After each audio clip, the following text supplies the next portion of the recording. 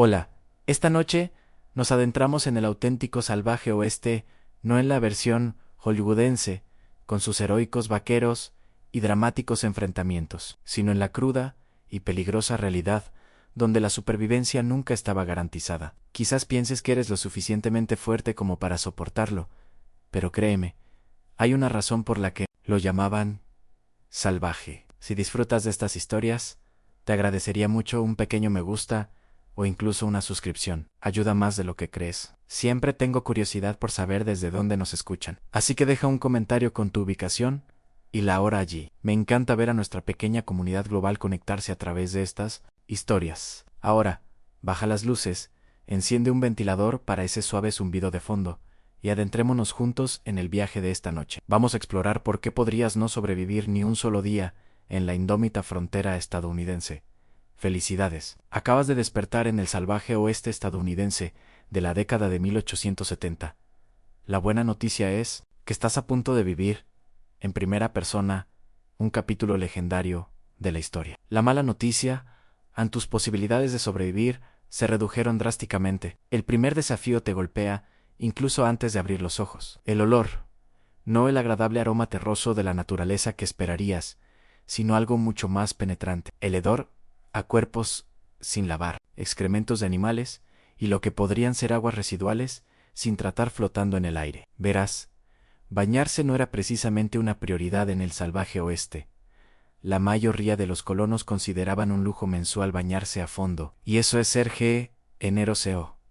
Algunos pasaban inviernos enteros sin un baño adecuado. El agua, ya sabes, era un bien escaso. Aquí, y usarla para limpiarse, parecía un desperdicio cuando la necesitabas para beber y cocinar. Al arrastrarte fuera de la cama, que probablemente no es más que un colchón de paja lleno de chinches, te das cuenta de cómo te duele cada músculo del cuerpo. La vida en la frontera de la década de 1870 implicaba trabajo físico constante desde el amanecer hasta el anochecer.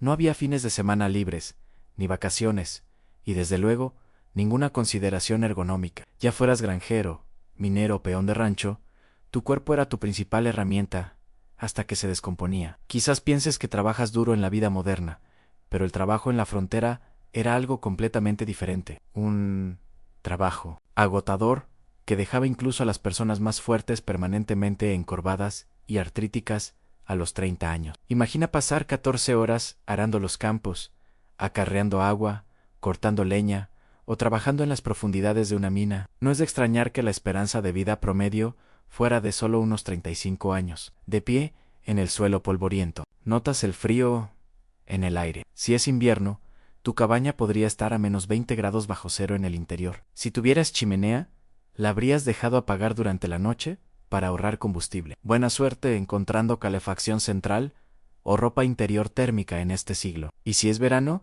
bueno, prepárate para sudar toda la ropa que tengas. No había escapatoria en el salvaje oeste. Hablando de ropa, olvídate de la comodidad. Los hombres solían tener 2 mudas de ropa, pantalones de lona o mezclilla áspera, y camisas de algodón que rozaban la piel. Las mujeres usaban varias capas, sin importar la temperatura. Chemises, corsés, enaguas y vestidos largos que arrastraban por la suciedad. Todo picano. Te sienta bien y rara vez se limpia. Esos trajes elegantes que has visto en las películas del oeste, pura ficción para la persona promedio. Tu estómago ruge, recordándote que es hora de desayunar. Espero que te gusten los frijoles, las galletas y el café, posiblemente en todas las comidas. La dieta del viejo oeste era monótona y deficiente en nutrientes. Las frutas y verduras frescas eran lujos de temporada. La carne, cuando estaba disponible, a menudo se conservaba con sal o humo porque no existía la refrigeración. El escorbuto, una enfermedad causada por la deficiencia de vitamina C, ya sabes, cuando te sangran las encías y se te caen los dientes, era común entre los colonos, a pesar de ser fácilmente prevenible con los conocimientos modernos. Podrías pensar que al menos el café estaría bueno. En las películas, los vaqueros siempre parecen tener una cafetera preparándose, pero lo que te sirven apenas se parece a lo que reconocerías como café. Normalmente se hierve casi al instante. Es increíblemente amargo y puede incluir cáscaras de huevo, trituradas o incluso sal para reducir el amargor. Aún así, la cafeína te ayudará a afrontar el día. así que lo bebes sin quejarte. Antes de salir, quizá quieras revisar tus zapatos para ver si hay escorpiones o serpientes que podrían haber buscado refugio durante la noche. No era raro que los habitantes de la frontera se sacudieran las botas cada mañana, un hábito nacido de experiencias dolorosas, un movimiento en falso, y podías enfrentarte a una mordedura venenosa a kilómetros de cualquier ayuda médica. Al salir de tu cabaña, te dabas cuenta de inmediato de lo expuesto que estabas. El vasto paisaje de la frontera estadounidense era impresionante, sin duda, pero también implacable. El clima extremo podía aparecer sin previo aviso. Ventiscas, tornados, inundaciones repentinas o sequías podían significar la muerte para quienes no estaban preparados. El cielo podía estar despejado ahora, pero eso podía cambiar en minutos. Si te has establecido en un pueblo fronterizo, podrías pensar que la civilización ofrece cierta protección. En cierto modo, es cierto en otros, simplemente presenta peligros diferentes. Los pueblos del salvaje oeste eran focos de enfermedades, sin sistemas de alcantarillado adecuados ni comprensión de la teoría de los gérmenes. Las enfermedades se propagaban rápidamente por las comunidades. El cólera, la fiebre tifoidea, la fiebre aftosa, la difteria y la tuberculosis eran amenazas constantes. Un brote podría arrasar medio pueblo en semanas. Hablando de pueblos, digamos que decides visitar uno hoy. Al acercarte, notas una clara falta de la distribución organizada que cabría esperar. Muchos pueblos del oeste crecieron de forma desordenada, con edificios construidos donde les convenía, a menudo sin una planificación ni infraestructura adecuadas. Las calles no están pavimentadas, sino que son caminos de tierra que se transforman en lodazales cuando llueve y en cuencas de polvo cuando está seco. El olor te golpea de nuevo, con más fuerza. Ahora, el estiércol de caballo está por todas partes, porque los caballos son el principal medio de transporte. No hay barrenderos, ni servicios de saneamiento. En algunos pueblos, los residuos acumulados pueden llegar hasta las rodillas en zonas muy transitadas. Las moscas pululan a tu alrededor, y comprendes por qué las enfermedades se propagan tan fácilmente aquí. Caminando por la calle principal, pasas por el bar, probablemente uno de los establecimientos más concurridos del pueblo. Al contrario de lo que se ve en Hollywood, los barrenderos no eran lugares glamurosos, con puertas batientes y pianistas. La mayoría eran toscos, de una sola habitación, con toscas barras de madera y muebles básicos. El licor que se servía no era whisky fino añejado en barricas de roble, sino alcohol puro, a menudo mezclado con jugo de tabaco, pimienta, alquitrán o incluso pólvora, para darle un toque extra. Un solo trago podía dejarte ciego si tenías mala suerte. El saloon representaba otro aspecto letal de la vida fronteriza, la violencia. Estos establecimientos eran frecuentemente escenario de enfrentamientos mortales, no por joyas formales ni enfrentamientos, sino por discusiones entre borrachos que escalaban rápidamente en una sociedad fuertemente armada. Los tiroteos románticos de las películas del oeste eran raros. La mayor parte de la violencia era impulsiva, desordenada y por asuntos triviales. Hablando de armas, te darás cuenta de que casi todo el mundo lleva algún tipo de arma, pero no por las razones que podrías pensar. Sí. Bien, la protección personal era sin duda un factor.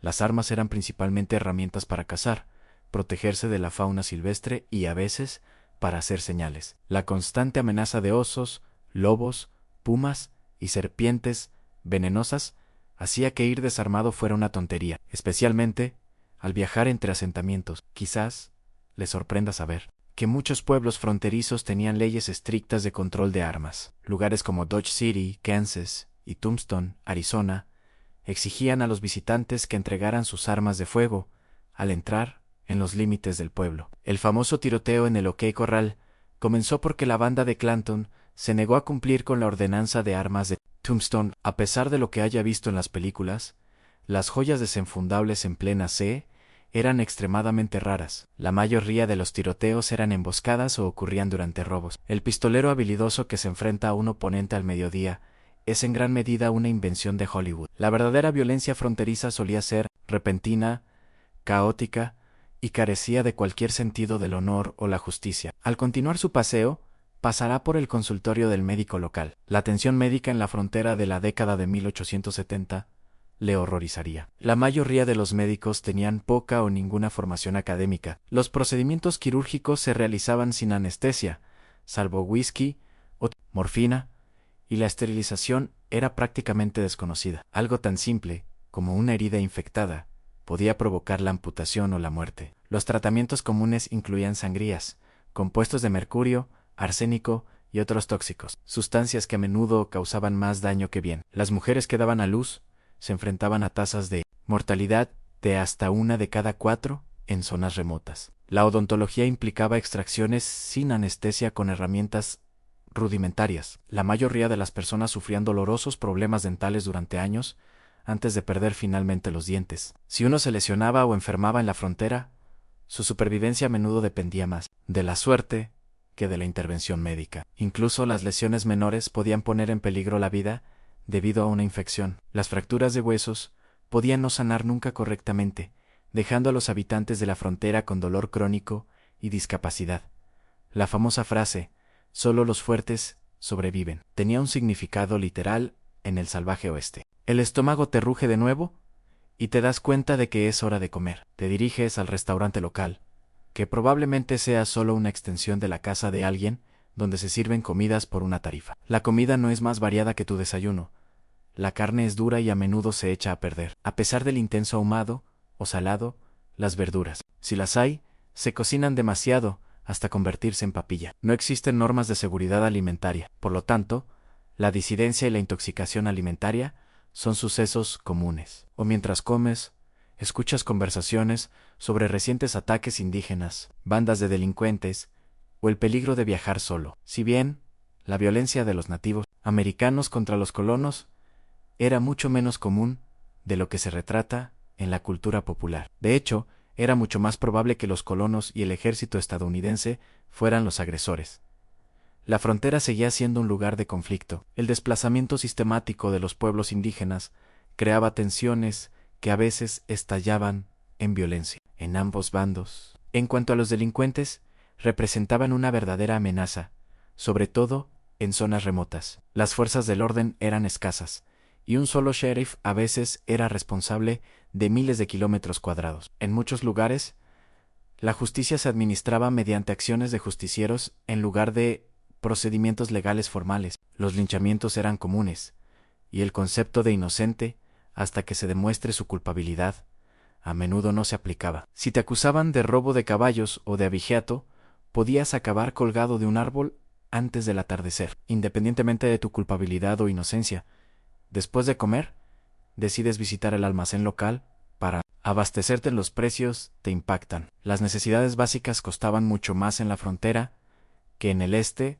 debido a la dificultad y el coste del transporte. Una simple lata de melocotones podía costar el equivalente a $20 actuales. Muchos colonos gastaban la mayor parte de sus ingresos en artículos esenciales y les sobraba poco para la comodidad. O el lujo en la tienda ofrece otra visión de la realidad fronteriza en el aislamiento.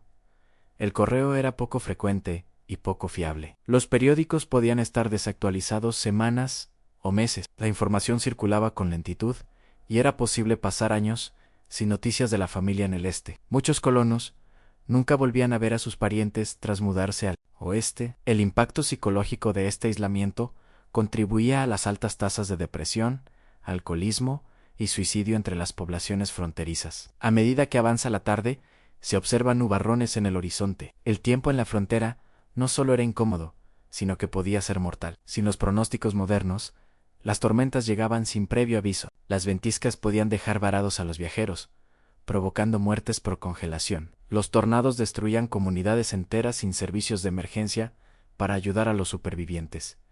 Las inundaciones repentinas arrasaban las caravanas. Las sequías arruinaban las cosechas y causaban hambruna. Si tenías la suerte de tener una casa en condiciones, esta te ofrecía una protección mínima. La mayoría de las viviendas fronterizas se construían apresuradamente con los materiales disponibles. Casas de césped en las llanuras, cabañas de troncos en las regiones boscosas o sencillas estructuras de madera en los pueblos. Ninguna era especialmente eficaz contra las inclemencias del tiempo. Las temperaturas invernales en el interior podían descender por debajo de cero. El calor del verano era a menudo insoportable, especialmente en los áticos o pisos superiores, donde dormía mucha gente. Al acercarse la tormenta, decides regresar a tu cabaña antes de que llegue. En el camino, te cruzas con un grupo de hombres que se dirigían a trabajar a la mina. Localan, la minería, era una de las profesiones más mortíferas en la frontera. Derrumbes subterráneos,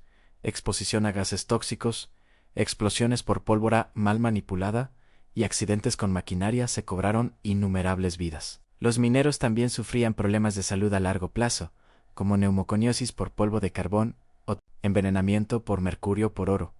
En procesamiento, incluso evitando la minería. Pocas ocupaciones fronterizas eran seguras. La agricultura implicaba el uso de equipos peligrosos sin medidas de seguridad. La ganadería implicaba trabajar con animales impredecibles que pesaban cientos de kilos. La tala de árboles tenía una de las tasas de mortalidad más altas de todas las profesiones, independientemente de lo que hicieras para ganarte la vida. El riesgo de sufrir lesiones graves o morir era exponencialmente mayor que en el mundo moderno.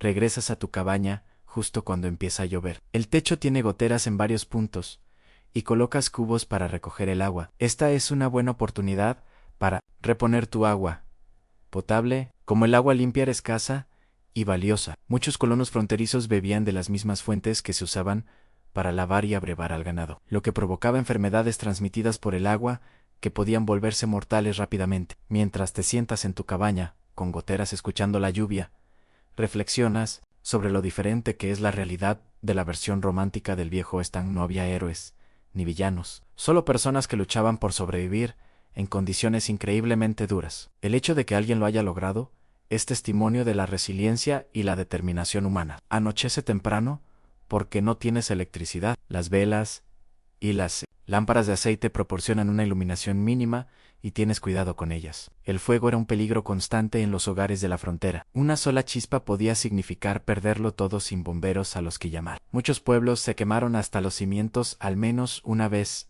en su historia. Te preparas para dormir. Exhausto tras un solo día, en el salvaje oeste, duelen los músculos.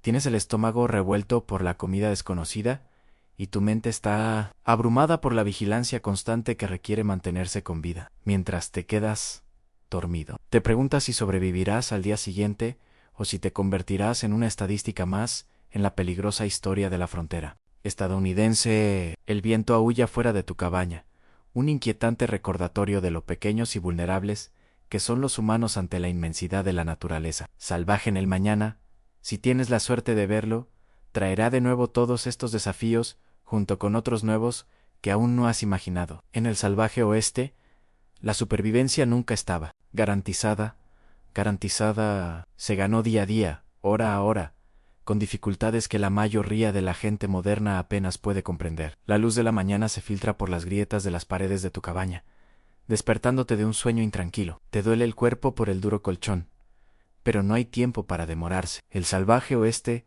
no espera a nadie. Al levantarte, recuerdas la dura introducción de ayer a la vida fronteriza y te preguntas qué nuevos desafíos te deparará el día de hoy. Supongamos que decides salir de la ciudad hoy para cruzar la frontera, ya sea que te dirijas a otro asentamiento, te unas a una caravana hacia el oeste, o simplemente explores. Viajar en la década de 1870 era una experiencia completamente diferente a la que estás acostumbrado. La buena noticia es que para entonces, el ferrocarril transcontinental ya se había completado, conectando las costas este y oeste de Estados Unidos. La mala noticia es que, a menos que fueras relativamente rico o viajaras entre grandes ciudades, probablemente no podías permitírtelo. La mayoría de los habitantes de la frontera viajaban a caballo, en carreta o simplemente a pie.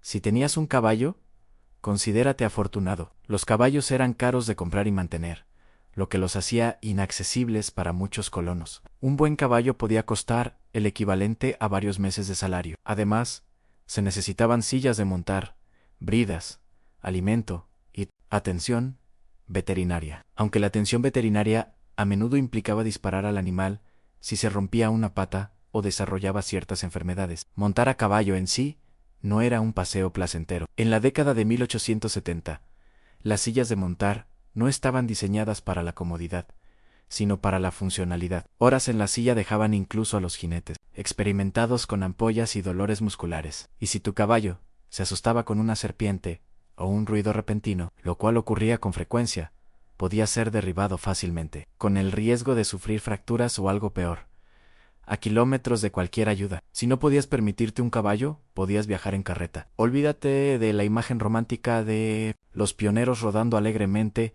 por praderas prístinas. Viajar en carreta era terriblemente incómodo. Los vehículos no tenían sistema de suspensión, salvo la ligera flexibilidad de las ruedas de madera, lo que significaba que sentías cada roca, surco y agujero del camino. Las constantes sacudidas causaban mareos similares a los del mar, dejando a los viajeros con náuseas y malestar. Los caminos, si es que existían, normalmente eran solo caminos de tierra, esculpidas por viajeros anteriores. Tras la lluvia, se convertían en lodazales fangosos, donde las carretas podían hundirse hasta el eje. Durante los periodos secos, el polvo era tan denso que apenas se podía respirar o ver. Las carretas se averiaban con frecuencia, con las ruedas agrietadas o los ejes rotos a kilómetros del asentamiento más cercano. Digamos que has decidido viajar hasta California u Oregón. Te has unido a una caravana que se dirige al oeste por la famosa ruta de Oregón. Este viaje de 3.200 kilómetros fue una de las empresas más peligrosas del siglo XIX. De las aproximadamente 400.000 personas que lo intentaron entre las décadas de 1840 y 1860, se estima que 1 de cada 10 no sobrevivió. La ruta de Oregón fue a veces llamada el cementerio más largo del país. Algunos historiadores estiman que un promedio de 10 a 15 personas murieron por cada milla de la ruta. Piénsalo en una tumba, cada 107 metros, aproximadamente durante 2.000 metros. El sendero estaba bordeado de cruces improvisadas y lápidas, muchas sin nombre, ya que las familias se veían obligadas a enterrar a sus seres queridos y continuar su viaje.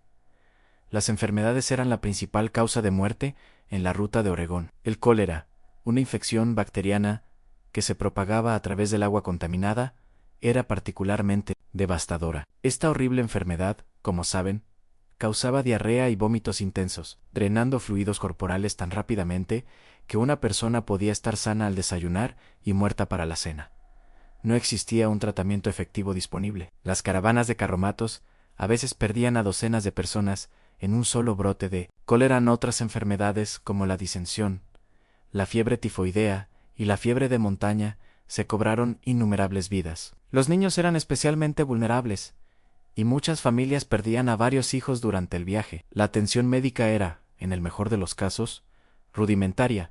A menudo consistía en remedios caseros que apenas ayudaban, y en ocasiones empeoraban las condiciones. Cruzar ríos representaba otro desafío mortal. Los carromatos no estaban diseñados para flotar, pero los pioneros tuvieron que cruzar numerosos ríos en su viaje hacia el oeste. Algunos tenían vados, pero muchos requerían que el carromato flotara como un bote improvisado. Las carretas volcaban con frecuencia en estos cruces, ahogando a personas y ganado y destruyendo valiosos suministros. Los ríos Platte, Columbia y Snake se cobraron cientos de vidas durante el período migratorio. Contrariamente a la creencia popular, los ataques de los nativos americanos eran relativamente raros. De hecho, la mayoría de las tribus ayudaban a los migrantes, ofreciéndoles suministros, guía y asistencia para cruzar los ríos. La mayoría de las muertes violentas en el camino se debieron a accidentes, aplastamientos por ruedas de carretas, ahogamientos o patadas de animales de tiro. Los accidentes con armas de fuego eran sorprendentemente comunes,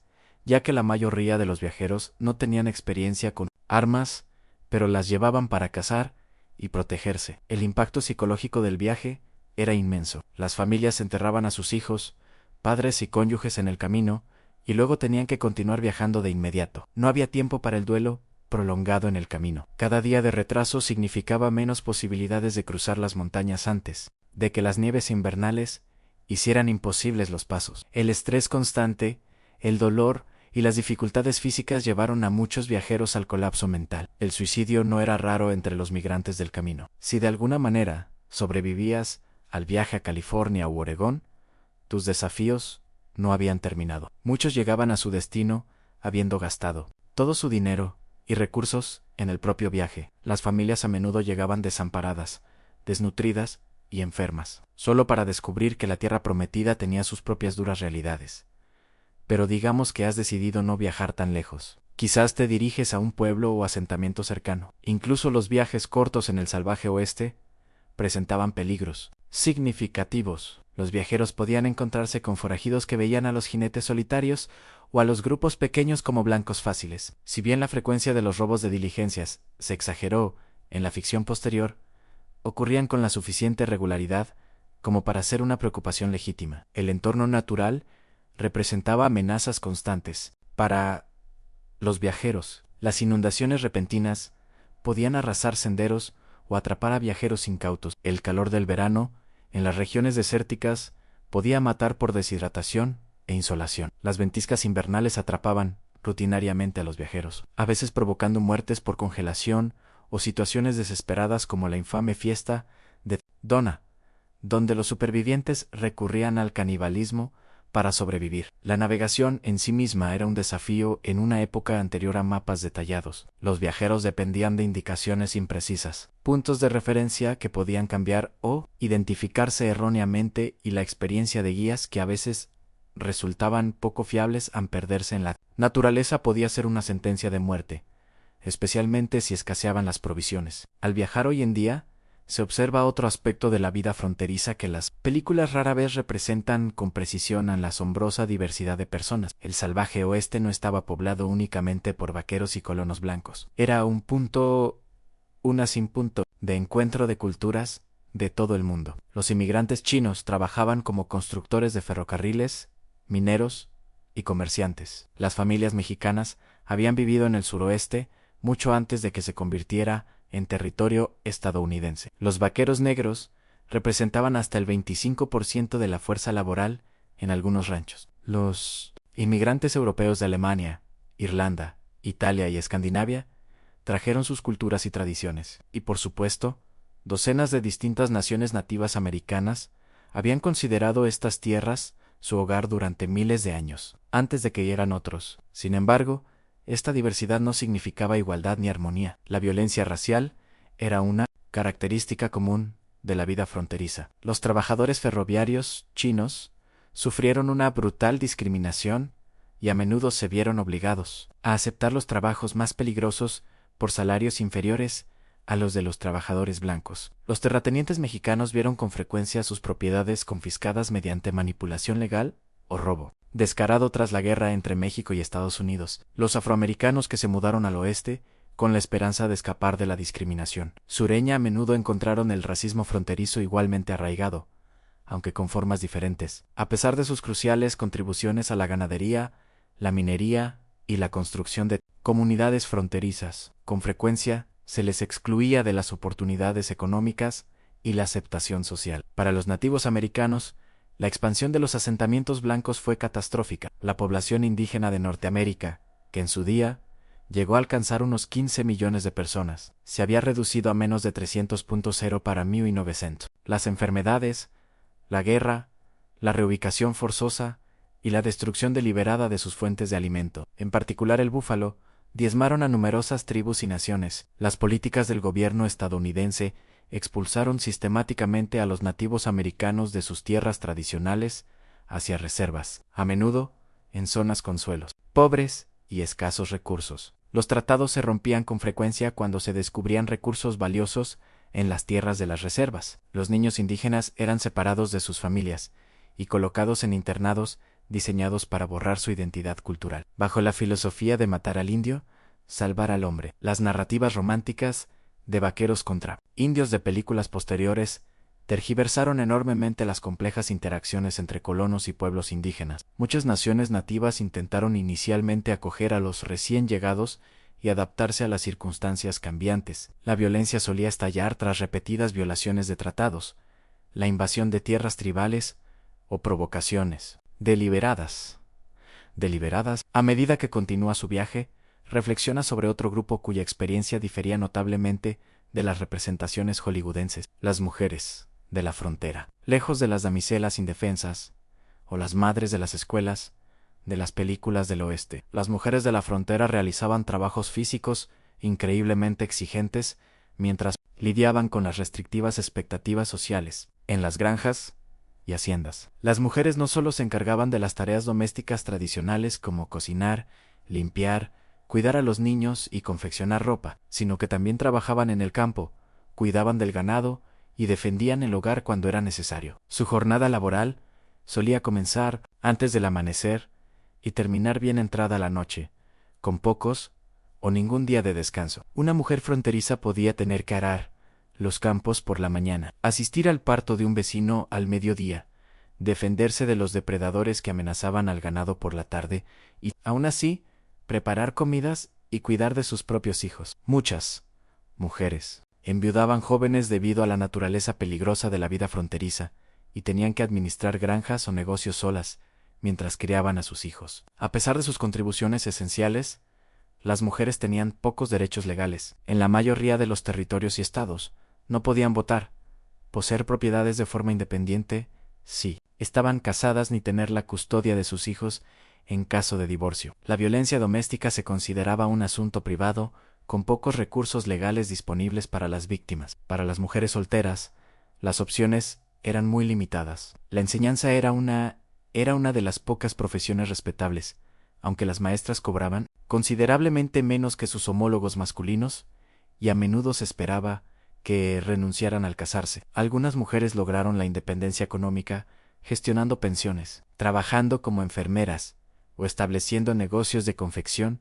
o confección de ropa. También estaban las prostitutas que trabajaban en burdeles y cantinas. Fronterizas. Si bien la mitología posterior romantizó a estas mujeres, la realidad era generalmente desalentadora. Muchas ingresaron a la profesión por desesperación económica tras enviudar o ser abandonada. El maltrato físico, la drogadicción y las enfermedades venéreas eran riesgos comunes del trabajo. Incluso quienes lograban ganar un salario considerable se veían socialmente marginadas e incapaces de acceder a puestos más respetables. Algunas mujeres sí encontraron mayor libertad en la frontera que en el este. La escasez de mujeres en los territorios occidentales les brindó más opciones matrimoniales y, en ocasiones, un mejor trato, ya que las comunidades competían por atraer y retener a las residentes. Algunos territorios, como Wyoming y Utah, otorgaron el derecho al voto a las mujeres décadas antes de la 19 enmienda, reconociendo su contribución esencial al desarrollo fronterizo. A medida que avanza el día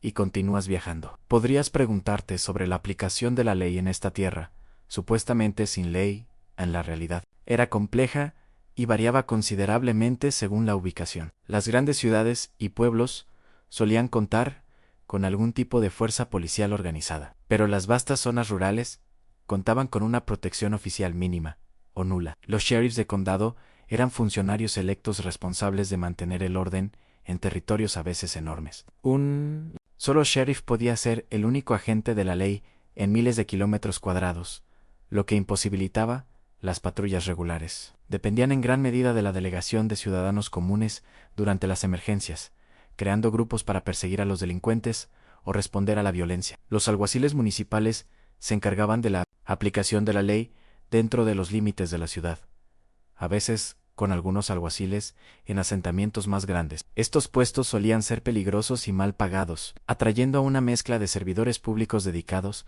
y a quienes disfrutaban del poder que otorgaba la placa. Algunos agentes de la ley famosos, como Wyatt Earp, se movieron entre la aplicación de la ley legítima y empresas más cuestionables a lo largo de sus carreras. Los alguaciles federales tenían jurisdicción en todos los territorios y estados, pero eran pocos. Solían centrarse en delitos graves como la falsificación, el robo de correo o delitos que involucraban múltiples jurisdicciones. Los legendarios alguaciles estadounidenses de las películas del oeste, que por sí solos imponían la ley en pueblos sin ley, eran en gran medida creaciones ficticias. En muchas zonas remotas, la justicia se administraba mediante acciones comunitarias informales en lugar de procesos legales oficiales. Se formaban grupos de justicieros para hacer frente a las amenazas percibidas cuando la policía formal era inexistente o ineficaz. A veces, estos grupos mantenían el orden básico, pero podían convertirse fácilmente en vehículos para el prejuicio, las venganzas personales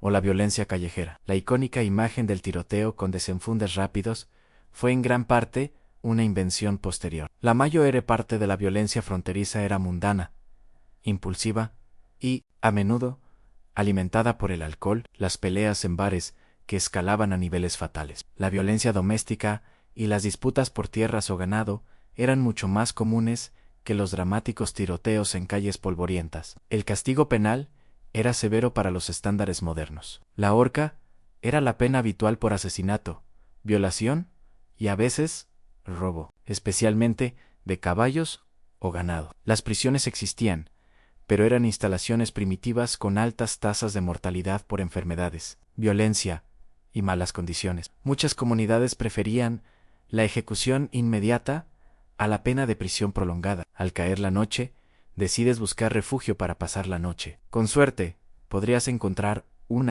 pueblo con un hotel o una pensión. No esperes lujos. Los alojamientos de la frontera eran, en el mejor de los casos, básicos. Una habitación de hotel típica tendría una cama sencilla, posiblemente infestada de chinches, un lavabo con jarra y palangana, y quizás una silla. El baño sería un retrete en la parte trasera, compartido por todos los huéspedes. La privacidad era mínima, con paredes delgadas que permitían escuchar cada movimiento y conversación de los vecinos. En establecimientos más concurridos, incluso podrías compartir la cama con un desconocido, práctica común para maximizar la capacidad durante las horas punta. Las sábanas podían no haberse cambiado a los huéspedes anteriores, y la iluminación se limitaba a velas o lámparas de aceite. Una noche de alojamiento costaba entre 25 centavos y $1, dependiendo de la calidad y ubicación del establecimiento. Esto representaba un gasto significativo para muchos viajeros, equivalente al salario de varias horas de un trabajador promedio. Muchos optaban por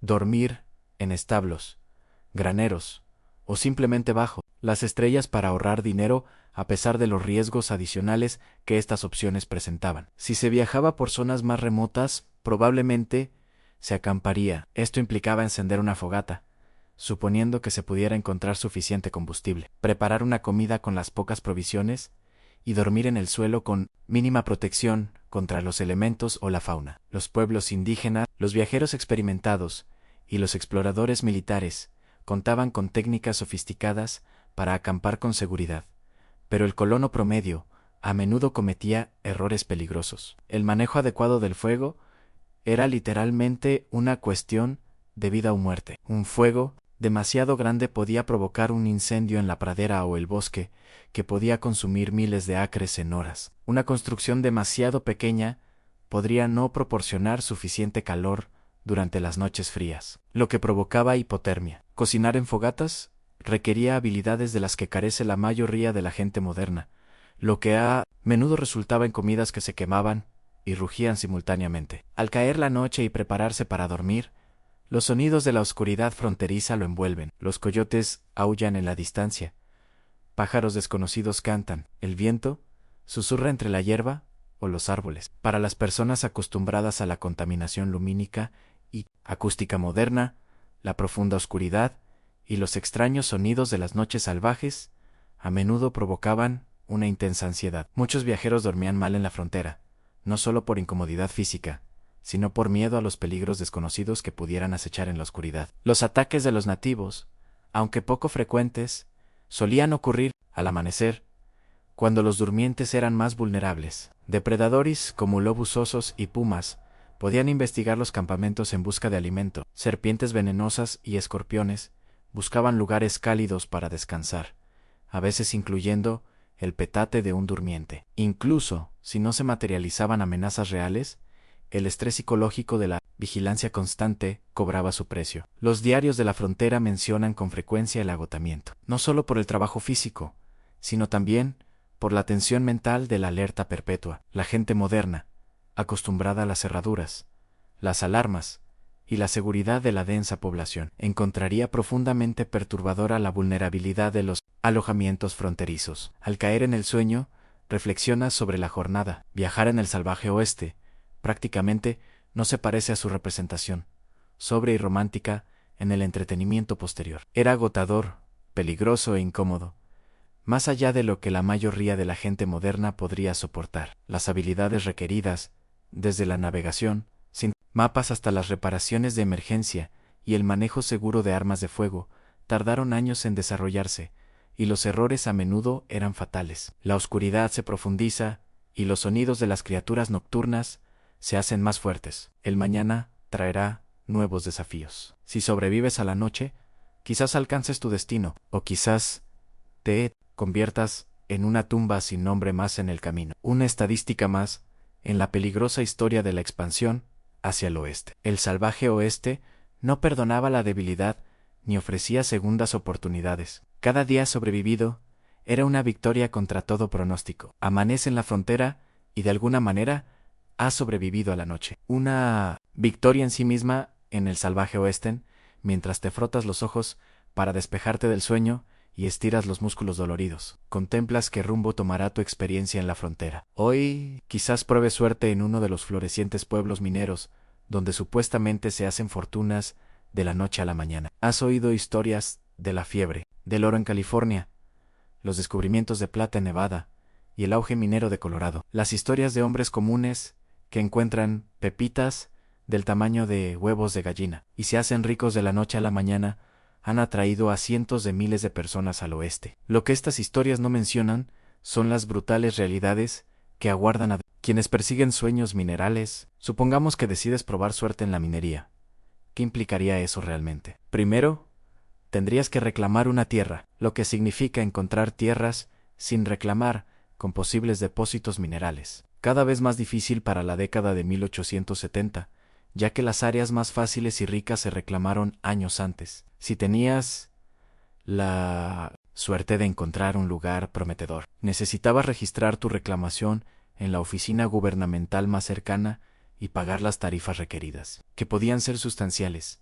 Entonces comenzaba el verdadero trabajo, y era uno de los trabajos más exigentes físicamente imaginables para la minería de placer. Buscar oro suelto en arroyos. Pasabas horas agachado en agua helada de la montaña, tamizando sedimentos con una sartén o una caja de arena. Tus manos se agrietaban y sangraban por la exposición constante al agua y materiales ásperos. Te dolía la espalda por la posición encorvada. Y después de todo ese esfuerzo, tenías suerte de encontrar unas pocas pequeñas escamas de oro que valían centavos. Si te aventurabas en la minería de roca dura, excavando vetas de mineral en las montañas, los peligros se multiplicaban exponencialmente. Excavar túneles en roca inestable sin equipo de seguridad moderno o conocimientos de ingeniería provocaba frecuentes derrumbes que aplastaban a los mineros donde estaban. Pozos mal ventilados, llenos de gases tóxicos como el monóxido de carbono, insípidos pero mortales, asfixiaban a los mineros que no eran advertidos del peligro. Explotar con pólvora negra o dinamita para romper la roca era increíblemente peligroso. Los mineros con frecuencia perdían dedos, manos, ojos o la vida, cuando las cargas detonaban prematuramente o los fragmentos de roca arrojados se convertían en proyectiles mortales. El estruendo atronador y la constante percusión de las explosiones dejaban a muchos con pérdida auditiva permanente, incluso evitando catástrofes inmediatas. Los efectos a largo plazo para la salud eran devastadores. Los mineros inhalaban constantemente polvo fino de roca, lo que provocaba silicosis, una dolorosa enfermedad pulmonar que asfixiaba lentamente a sus víctimas. El mercurio utilizado en el procesamiento del oro causaba daños neurológicos, temblores y deterioro mental. Quienes trabajaban en minas de cobre o plomo absorbían metales tóxicos que se acumulaban en sus cuerpos, causando enfermedades crónicas y muerte prematura. La industria minera de la década de 1870 prácticamente no contaba con normas de seguridad ni supervisión. Los dueños de las minas priorizaban las ganancias sobre el bienestar de los trabajadores, y las lesiones se consideraban parte normal del trabajo. La atención médica para los mineros heridos era mínima, y a menudo ineficaz. Una lesión grave solía significar el fin de la carrera y el sustento de un menor, sin apoyo por discapacidad ni compensación laboral. Con todos estos riesgos y dificultades,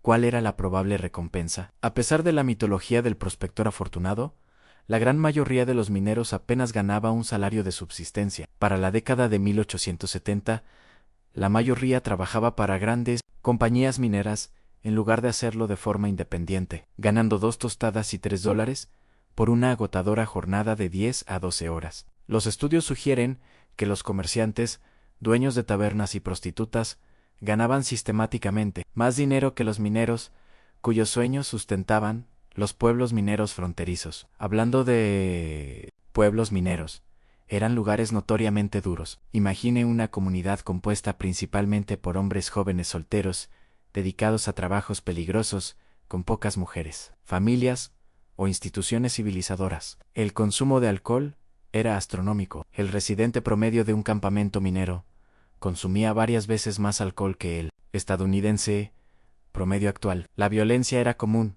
con peleas, apuñalamientos y tiroteos que ocurrían con regularidad. El saneamiento en los campamentos mineros solía ser pésimo, con mínima planificación e infraestructura. Los desechos humanos y la basura se acumulaban en calles y vías fluviales. La fiebre tifoidea, el cólera y la disidencia se propagaban rápidamente en estas condiciones. Durante los meses cálidos, el hedor podía ser abrumador y las nubes de moscas propagaban enfermedades de los desechos a los alimentos. Si se conseguía encontrar mineral valioso, se enfrentaba al reto de convertirlo en efectivo. La banca en el Viejo Oeste era primitiva y a menudo depredadora. Muchos pueblos mineros carecían de bancos, lo que obligaba a los mineros a transportar oro, polvo o mineral, convirtiéndolos en blanco de robos. Algunos bares y tiendas ofrecían comprar oro, pero a menudo a tasas muy inferiores a su valor real, aprovechándose de las limitadas opciones de los mineros. Donde existían bancos,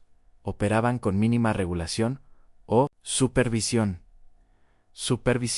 Las quiebras bancarias eran comunes, a menudo liquidando los ahorros de toda la vida de los clientes sin previo aviso ni recurso. Muchos banqueros eran poco más que estafadores que abrían tiendas, cobraban depósitos y desaparecían de la noche a la mañana, con todos los fondos. Sin una moneda con respaldo federal, el papel moneda era emitido por bancos individuales y su valor fluctuaba enormemente según la reputación del banco. Los billetes falsos circulaban ampliamente, e incluso los comerciantes experimentados podían ser engañados por falsificaciones bien hechas. La forma más segura de dinero eran las monedas de oro o plata, pero llevarlas consigo lo convertía en blanco de robos. Quizás, después de considerar los peligros y las decepciones de la minería, decidiera probar suerte en la ganadería. La industria ganadera estaba en auge en la década de 1870, con la demanda de carne de res en las ciudades del este, creando oportunidades en la frontera. Sin duda, esta sería una empresa más saludable y rentable. La ganadería, si bien evitaba algunos de los peores riesgos para la salud de la minería, presentaba sus propios peligros y dificultades. Abrir una ganadería requería un capital considerable. La tierra, el ganado, el equipo y los edificios representaban inversiones importantes. Muchos aspirantes a ganaderos se endeudaban profundamente para comprar estos artículos de primera necesidad, apostando su futuro a condiciones climáticas y de mercado favorables. La naturaleza a menudo tenía otros planes. Las sequías podían marchitar las tierras de pastoreo y secar fuentes de agua cruciales, obligando a los ganaderos a ver morir de hambre a su ganado o a venderlo con pérdidas devastadoras. Los inviernos rigurosos podían matar rebaños enteros, como ocurrió en la infame Gran Muerte de 1886 a 1887, cuando hasta el 90% del ganado, en las praderas del norte, se congeló o murió de hambre durante un clima inusualmente severo. Las enfermedades podían arrasar los rebaños, arruinando la inversión de un ganadero de la noche a la mañana. La fiebre tejana, el ántrax y otras enfermedades infecciosas no tenían tratamientos efectivos. En la década de 1870 en depredadores, como lobos y pumas, causaban estragos constantes en el ganado, especialmente en los vulnerables terneros. Las plantas venenosas, las arenas movedizas y las lesiones redujeron aún más los rebaños. Los icónicos arreos de ganado que trasladaban rebaños cientos de kilómetros hasta los puntos de embarque del ferrocarril no eran aventuras románticas, sino empresas agotadoras y peligrosas. Los vaqueros, no las figuras glamurosas de películas posteriores, sino trabajadores jóvenes y mal pagados. Trabajaban 20 horas al día durante las arreadas, durmiendo breves siestas en la silla de montar mientras transportaban miles de animales por terrenos difíciles.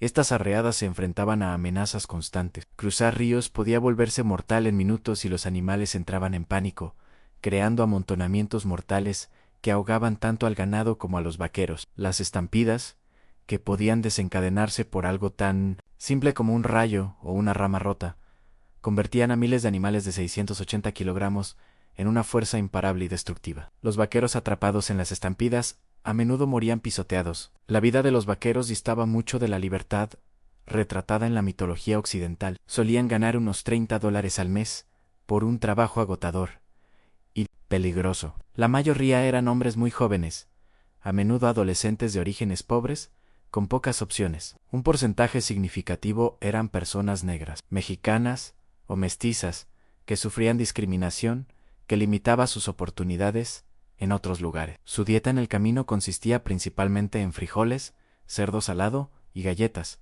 con un mínimo de alimentos frescos. La atención médica se limitaba a lo que el cocinero de caminos pudiera saber sobre remedios caseros. Las lesiones comunes en trabajos tan peligrosos a menudo no se trataban hasta que se convertían en una amenaza para la vida. Muchos vaqueros morían jóvenes por lesiones, exposición o violencia. Quizás la ganadería no les atrajera después de todo. ¿Y la agricultura? ¿Acaso cultivar alimentos, la actividad humana más fundamental, ofrecería una forma de vida más estable y menos peligrosa en la frontera? La Ley de Asentamientos Rurales de 1862 había abierto vastas áreas del oeste a la colonización, ofreciendo 160 acres gratis a cualquiera que viviera en la tierra y la mejorara durante 5 años. Esto parecía una oportunidad increíble, una oportunidad para que personas con pocos recursos se convirtieran en propietarios de tierras y se ganaran la vida de forma independiente. La realidad resultó ser mucho más desafiante que la promesa. En primer lugar, 160 acres podrían parecer considerables, pero en las regiones áridas que comprendían gran parte de la tierra disponible, a menudo era insuficiente para mantener a una familia. Los métodos agrícolas tradicionales del este fracasaron en estos entornos donde la pluviosidad era una fracción de la que los pioneros estaban acostumbrados. Muchos colonos desconocían las técnicas de cultivo de secano necesarias para el éxito en estas regiones. Iniciar una granja fronteriza requería un tremendo trabajo físico. La primera tarea era construir un refugio, típicamente una casa de césped en las llanuras sin árboles, construida por cortar y apilar la densa turba de la pradera. Estos sodei eran viviendas oscuras y húmedas que goteaban cuando llovía, albergaban insectos y serpientes, y se desmoronaban sin un mantenimiento constante. Luego venía el agotador trabajo de romper la tierra para la siembra. La turba de la pradera, unida por densas raíces que se habían desarrollado durante siglos, era extraordinariamente difícil de arar con el equipo disponible para la mayoría de los colonos. Podía llevar un año o más preparar unas pocas hectáreas. ¿Para la siembra?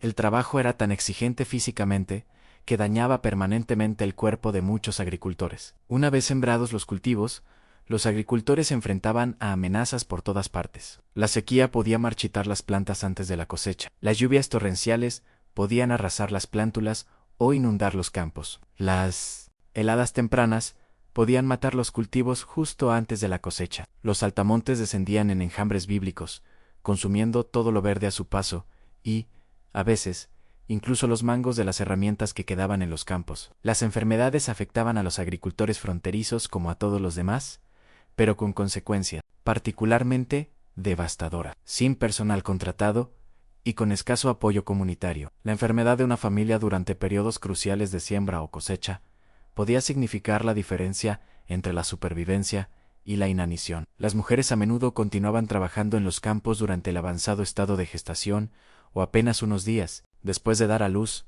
poniendo en riesgo su salud porque el trabajo simplemente no podía esperar. Los accidentes agrícolas eran comunes y a menudo mortales. Las herramientas caseras se rompían y causaban lesiones. Los animales entraban en pánico y pisoteaban a sus cuidadores. Incluso las cosechas exitosas podían volverse mortales. Numerosos agricultores morían al caer en silos de grano y asfixiarse con el grano suelto, o cuando los almacenes mal construidos se derrumbaban bajo el peso de su contenido. El aislamiento de las granjas fronterizas tenía un alto costo psicológico. Los vecinos podían estar a kilómetros de distancia y solo se les visitaba ocasionalmente. Las mujeres en particular sufrían este aislamiento.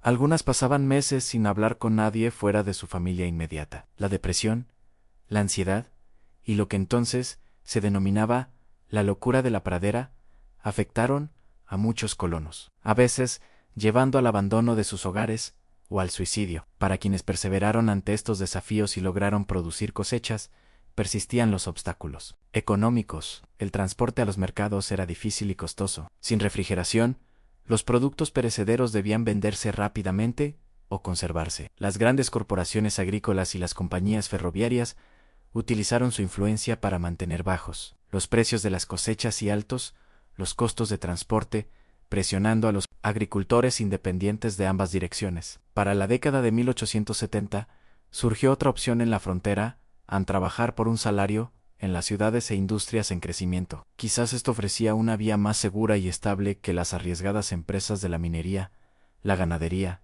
o la agricultura. El trabajo asalariado evitaba algunos de los peores peligros físicos y financieros de las empresas independientes, pero conllevaba sus propias dificultades. Las normas de seguridad industrial eran prácticamente inexistentes. Los trabajadores de las fábricas, molinos y talleres de la frontera sufrían lesiones terribles por maquinaria sin protección. Los obreros de la construcción construían estructuras cada vez más altas sin arneses ni equipo de seguridad, lo que provocaba frecuentes caídas mortales. El trabajo ferroviario era particularmente peligroso. Los instaladores de vías trabajaban con equipo mínimo en condiciones brutales, sufriendo altas tasas de lesiones y muerte por accidentes, insolación y agotamiento. A los trabajadores chinos, que construyeron gran parte del ferrocarril transcontinental, se les asignaban a menudo las tareas más peligrosas, como manipular explosivos inestables para atravesar pasos de montaña. Las jornadas laborales eran largas para los estándares modernos, típicamente 10 a 12 horas diarias, 6 días a la semana. El salario era bajo y la mayoría de los trabajadores apenas ganaban un salario de subsistencia. El trabajo infantil era común, con niños de tan solo 8 o 9 años trabajando junto a adultos en muchas industrias, a menudo sufriendo mayores tasas de lesiones debido a su tamaño e inexperiencia. Los trabajadores prácticamente no contaban con protección legal. Los empleadores podían despedir a personas sin motivo, reducir los salarios arbitrariamente o retener el pago por completo. Quienes se quejaban o intentaban organizarse para obtener mejores condiciones se enfrentaban a una lista negra, siendo marcados como alborotadores que ningún otro empleador de la región contrataría. Los pueblos de empresa, asentamientos donde un solo empleador era dueño de todas las viviendas y negocios, eran común en las regiones mineras y madereras. Los trabajadores de estas comunidades pagaban precios inflados en las tiendas de la empresa, vivían en viviendas de la empresa y, a veces, recibían su salario en guiones, la moneda de la empresa, en lugar de en moneda de curso legal. Esto creaba una forma de servidumbre por deudas donde los trabajadores nunca podían ahorrar lo suficiente para escapar del sistema, ya fuera minero, ganadero, agricultor o trabajador asalariado. La vida en la frontera moldeaba sus experiencias de maneras que la gente moderna encontraría desconcertantes. Quizás lo más sorprendente era la relación con el tiempo, no los minutos y horas cuidadosamente medidos de nuestra era digital, sino una realidad más fluida gobernada por la luz del día, las estaciones y los ritmos naturales. Sin luz eléctrica, la mayoría de la gente se despertaba al amanecer y dormía poco después del atardecer. Sus horas de actividad se expandían y contraían con las estaciones. El trabajo no se medía en turnos de 8 horas, sino por tareas que debían completarse en campos arados, ganado movido o extraído. Durante la cosecha o el arreo, la gente podía trabajar desde el amanecer hasta bien entrada la noche durante semanas, sin descanso. Durante el invierno, muchos trabajadores rurales tenían periodos de relativa inactividad, cuando los campos permanecían inactivos o el ganado necesitaba cuidados mínimos. El concepto de puntualidad, tan central en la vida moderna, tenía poca relevancia en la frontera, con pocos relojes y una necesidad limitada de cronometraje preciso.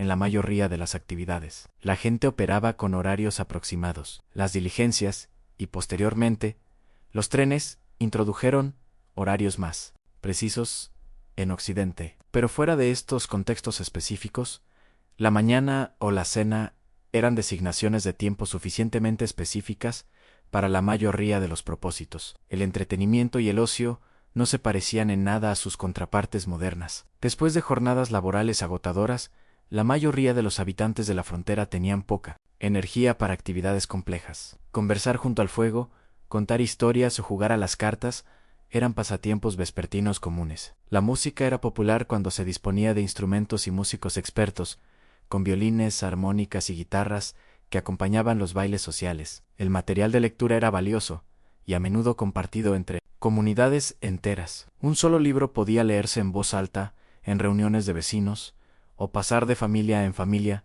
hasta que se desperdiciaba. Los periódicos, cuando estaban disponibles, se leían repetidamente y cada anuncio y noticia se examinaba minuciosamente en busca de información sobre el mundo exterior. Existían deportes organizados, pero en formas más sencillas que hoy. El béisbol estaba ganando popularidad.